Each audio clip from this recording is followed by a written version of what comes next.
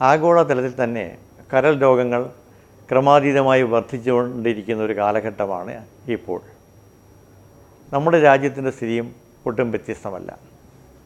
എന്താണ് ഇപ്പോൾ ഇങ്ങനെ കരൾ രോഗങ്ങൾ വർദ്ധിച്ചു വരുവാനുള്ള കാരണം?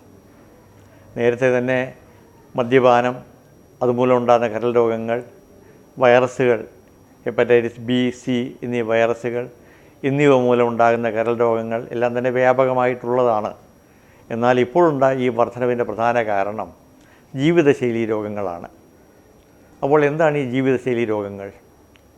ഇപ്പോൾ നമ്മുടെ ആധുനികമായ ജീവിത രീതിയിൽ വന്നിട്ടുള്ള ആഹാരക്രമത്തിലുള്ള വ്യത്യാസം, നമ്മുടെ സാധാരണ ജീവിതത്തിന് വേണ്ടി വരുന്ന കായികക്ഷമത, ശരീരത്തിൻ്റെ അധ്വാന ഭാരം, അതിലുള്ള വ്യത്യാസം, തന്മൂലമുണ്ടാകുന്ന മനുഷ്യ ശരീരത്തിൽ വരുന്ന വ്യത്യാസങ്ങൾ, അതായത് അമിതമായ വണ്ണമുണ്ടാകുക, ശരീരത്തിൽ കൊഴുപ്പടിയുക മുതലായ കാര്യങ്ങൾ.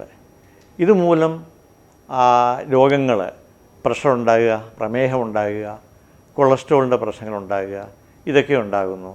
അതിൽ നിന്ന് കരൾ രോഗങ്ങൾ, ഹാർട്ടിൻ്റെ പ്രശ്നങ്ങൾ, കിഡ്നി പ്രശ്നങ്ങൾ, വിവിധതരം ക്യാൻസറുകൾ ഇതൊക്കെ ഉണ്ടാകുന്നു.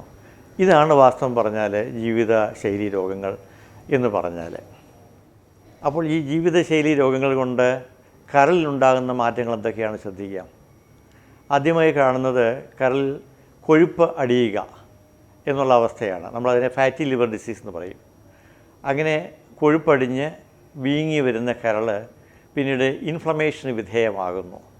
ഈ ഇൻഫ്ലമേഷൻ കഴിഞ്ഞ് കഴിഞ്ഞാൽ അതിൻ്റെ അനന്തരഫലമായിട്ടാണ് ഫൈബ്രോസിസ് ഉണ്ടാകുക.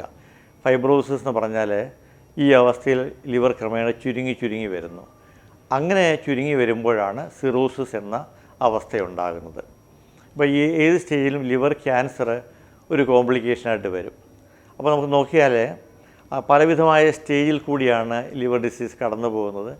ഫാറ്റി ലിവറിൽ തുടങ്ങി ഇൻഫ്ലമേഷനിൽ അത് വ്യാപിച്ച് പിന്നീട് ഫൈബ്രോസിസ് വന്നിട്ട് ലിവർ സിറോസിസ് ഉണ്ടാകുന്നു. അത് ഏത് സ്റ്റേജിൽ വേണമെങ്കിലും ലിവർ ക്യാൻസർ ഉണ്ടാകാം. ഈ ലിവർ ക്യാൻസർ, ലിവർ സിറോസിസ് എന്നിവ വളരെ മാരകമായ അസുഖങ്ങളാണെന്ന് പറയാതെ തന്നെ അറിയാമല്ലോ. അപ്പോൾ ഈ ഫാറ്റി ലിവർ ഡിസീസ്, ജീവിതശൈലി രോഗങ്ങളിൽ നിന്നുണ്ടാകുന്ന കരൾ രോഗങ്ങളെ നമുക്ക് എങ്ങനെ പ്രതിരോധിക്കാൻ പറ്റും? ഇത് നമുക്ക് നേരത്തെ തന്നെ കണ്ടുപിടിച്ച് മുളയിലേ നുള്ളുകയാണെന്നുണ്ടെങ്കിൽ വളരെ ഫലപ്രദമായിട്ട് പ്രതിരോധിക്കാൻ പറ്റും. എന്നാൽ അതിന് വേണ്ടതെന്ന് പറഞ്ഞാൽ ഫലപ്രദമായ ബോധവൽക്കരണമാണ്. അതിന് പൊതുജനങ്ങളും സർക്കാരും സർക്കാരിതര സ്ഥാപനങ്ങളും എല്ലാവരും ചേർന്ന് പ്രയത്നിക്കേണ്ടതാണ്.